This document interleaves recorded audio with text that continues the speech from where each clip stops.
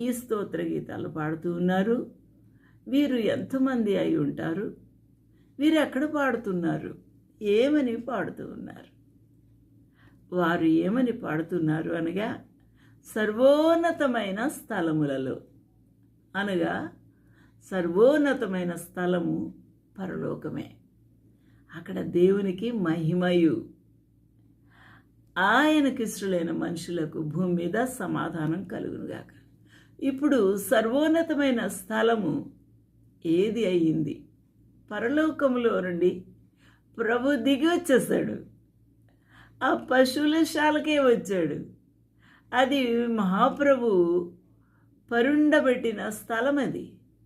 అదే దేవుని యొక్క సర్వోన్నతమైన స్థలము.